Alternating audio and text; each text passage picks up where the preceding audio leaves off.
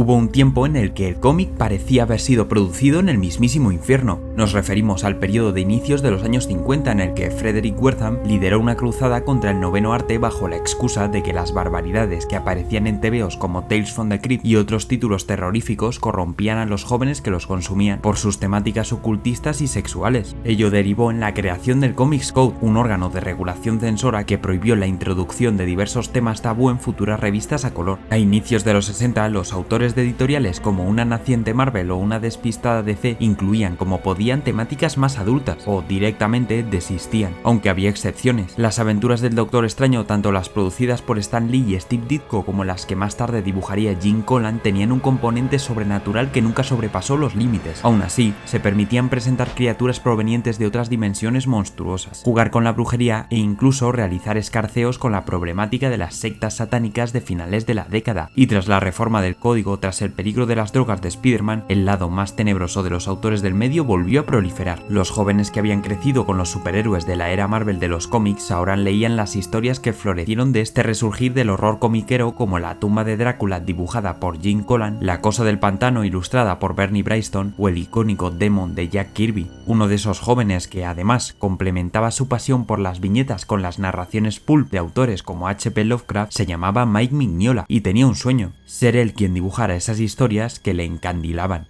Mignola logró entrar a trabajar hacia 1983 en Marvel como entintador, labor en la cual pasó varios años logrando vivir de ella, pero sin disfrutarla en ningún momento. No sentía que el clásico estilo Marvel que le tocase embellecer ni en series como el increíble Hulk, ni en las más alocadas aventuras de los personajes como Rocket Raccoon encajasen con su estilo. Aún no tenía claro cuál era ese estilo exactamente, pero a medida que comenzaba a encargarse de los lápices, tanto en Una casa de las ideas que abandonó temporalmente como en la distinguida competencia en ciertos arcos como El mundo de Krypton para explicar el trasfondo del planeta natal del nuevo Superman de John Byrne, la odisea cósmica de los nuevos dioses de Jack Kirby junto a Jim Starlin, las portadas para Una muerte en la familia o el épico viaje a los infiernos que aquel Doctor Extraño que presentaba elementos sobrenaturales en los años 60 realiza junto al Doctor Muerte en Triunfo y Tormento para buscar el alma de la madre del dictador de Latveria, Mike lo iría averiguando.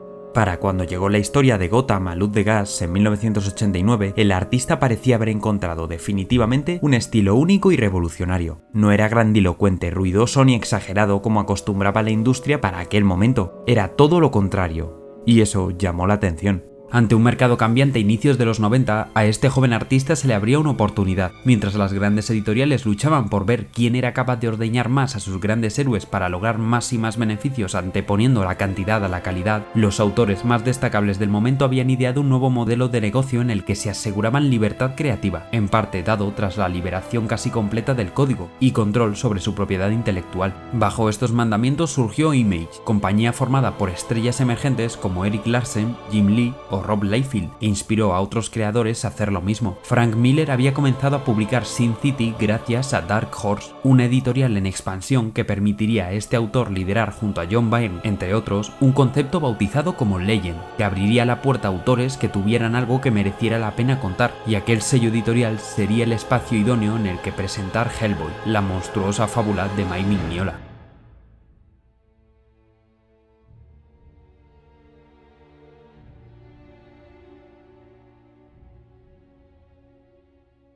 ...23 de diciembre de 1944, vísperas de Navidad. Al sargento George Whitman se le ha encargado escoltar al profesor Malcolm Frost, al estudioso de lo paranormal Trevor Brattenholm y la medium Cynthia Eden Jones junto a su pelotón, al que también se ha integrado el héroe conocido como la Antorcha de la Libertad. Están ahí para localizar a un comando nazi que buscan culminar una iniciativa del Führer llamada Proyecto Ragnarok. Ni los propios seguidores del mandatario alemán saben qué hacen en un complejo megalítico de los verdosos campos de Inglaterra de noche. Solo hay un hombre, el que lidera el ritual, quien parece tenerlo claro. Pronuncia unas palabras con un acento ruso mientras unos técnicos sancionan una máquina, y un rayo impacta contra el suelo no del círculo de piedras, sino de la iglesia en la que estaba el pelotón aliado. Los nazis reprochan el fracaso al hombre que lo ha provocado. Este, llamado Rasputín, ese Rasputín, afirma que le había prometido un milagro a Hitler y se lo ha dado. Ese milagro es un niño rojo envuelto en llamas que descansa tranquilo frente al profesor Brattenholm y sus colegas. Trevor le pone nombre, Hellboy, y parece adoptarle quiere como su hijo. Al menos eso considera Hellboy que es cuando ya ha crecido. Nadie sabe de dónde surgió ni qué es exactamente, pero todo el que le conoce sabe que es bueno dando caza a amenazas sobrenaturales que la Agencia de Investigación y Defensa de lo Paranormal, AIDP, le envía a eliminar.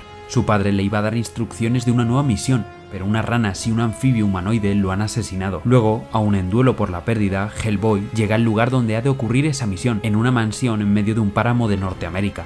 Lo hará junto a sus colegas habituales, Liz Sherman y Abe Sapien. Una anciana y su mayordomo le reciben. Todo parece muy tranquilo, demasiado, al menos hasta que Abe, al quitarse su disfraz y revelar su verdadera apariencia, se lanza a las aguas junto a la construcción para investigar. Hellboy escucha a Liz siendo atacada por las ranas, al igual que le ocurrió a Trevor. Luego el mayordomo se transforma en hombre anfibio y también le ataca. El rojizo coloso acaba con él frente a la anciana, que está muerta. Rasputin emerge entonces de las sombras y le revela que hace 50 años fue él quien le invocó. Quiere que se alíen para traer el infierno a la tierra. Hellboy y su corpulenta mano derecha parecen ser clave para el plan de Rasputin, a quien una entidad, una serpiente a la que llama Ogru Yahad, parece llamarle para que libere a 7 entidades cósmicas para desatar el caos. Para ello quiere utilizar a Liz, que al parecer tiene la capacidad de controlar el fuego, tanto el exterior como su fuego interior. El cosmos retumba, incluso civilizaciones extraterrestres se estremecen con la llamada de las 7 bestias prisioneras. Hellboy no sabe de qué va todo esto, pero sabe que ha de detenerlo, igual que lo sabe Abe, quien estaca un arpón contra Rasputin para poder salvar a Liz. Pero el psíquico ruso no desiste. Intenta apelar al fortachón colorado con que él sabe quién o qué es y cuál es su destino, su propósito, pero Hellboy pasa de destino y de propósitos y convierte el esqueleto de su enemigo en polvo de huesos.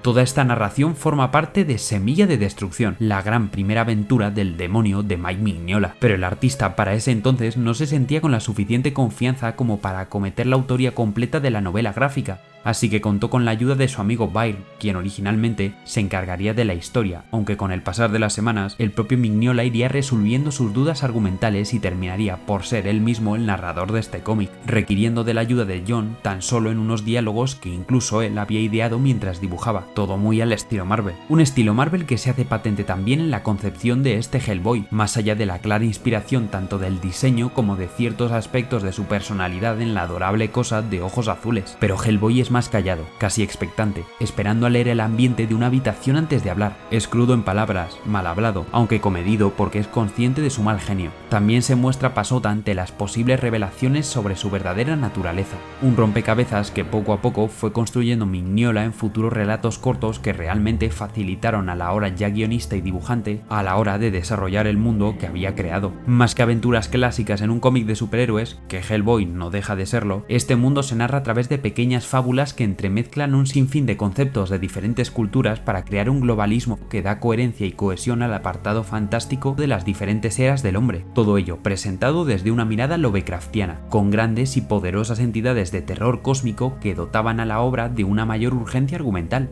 Los viajes de Hellboy y compañía por todo el mundo están envueltos por un aura de misterio que se acrecenta con las pequeñas pildoritas de información acerca de la verdadera identidad del protagonista, aunque en ocasiones, como en El cadáver o en la breve pero trascendental Tortitas, esta tensión argumental se ve rebajada por un sutil pero característico humor que aligera la catarata de conceptos que inundan al consumidor de estas revistas. Mignola no sabía exactamente hacia dónde se iba a conducir la gran trama central cuando comenzó a bocetar a Hellboy allá hacia 1992, pero las páginas parecían inspirarle para que su providencia se manifestara en párrafos que simplemente escribía cuando no tenía claro por qué Hellboy había de hablar con cualquier criatura con la que se hubiera encontrado. En estas conversaciones con mujeres, serpientes, arpías, vampiros o fantasmas, el lector comenzaría a atisbar la importancia del personaje principal para todo el mundo del ocultismo. Hellboy era el hijo de un demonio y una novicia del siglo XVI. Es en realidad el Anung Gun Rama, portador de la mano derecha de la perdición, el arma que posee la capacidad de liberar aquellas entidades con las que Rasputin creía poder comunicarse, y por ende las fuerzas del mal intentarán corromperle para poder poblar el infinito a voluntad. Criaturas de todo tipo se enfrentarán a él en oníricas escenas magistralmente dibujadas por un Mignola que había encontrado la forma de hacer un cómic único y tremendamente personal. Los motivos de la creación de esta obra son simples. Mike odiaba dibujar ciudades y coches, pero adoraba bocetar monstruos y ruinas. Por ello se las ingenió para crear una historia en la que todo todo lo que aparecía eran eso, monstruos y ruinas, habitualmente en planos prados europeos o en escarpadas montañas del norte.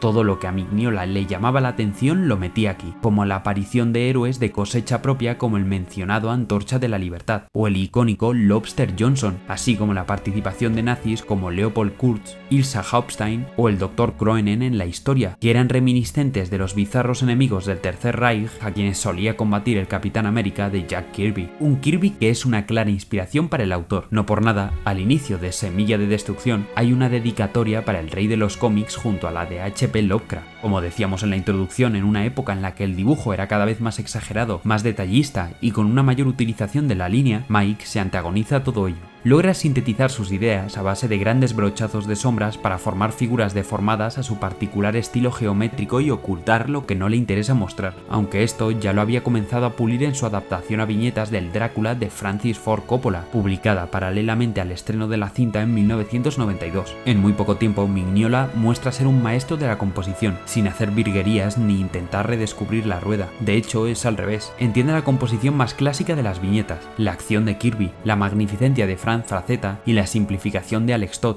y lo aglutina todo en salpicaduras de color que sobresaltan por esos negros puros que incluso han contaminado los márgenes para darle un mayor valor a los blancos y las tonalidades puras sin apenas degradados. Y es que con esta utilización de los valores cromáticos también está componiendo los puntos de atención, en contraposición a esas duras sombras tan reminiscentes de la vertiente cinematográfica del expresionismo alemán. Es la condensación de las emociones en viñetas monocromáticas que en conjunto completan una narrativa secuencial muchas veces silenciosa y que se sirve de un ritmo pausado en muchas ocasiones. Mignola se distrae en los detalles, en el preciosismo de las secuencias, en la transformadora brutalidad del Kirby Cracker y en las trágicas miradas de las criaturas, pero nunca pierde el norte de la narración, sino que la eleva, de su, alguna manera posible, íntima pomposidad. Pues realmente es difícil explicar con palabras qué sensaciones provoca una página de Hellboy, pero sin duda es algo positivo. Fue un soplo de aire fresco para una industria cuyos bastiones se habían quedado estancados en la moda noventera. Mignola supo alejarse de todo lo que estaba por acontecer en el mundillo con un cómic del que tenía control total.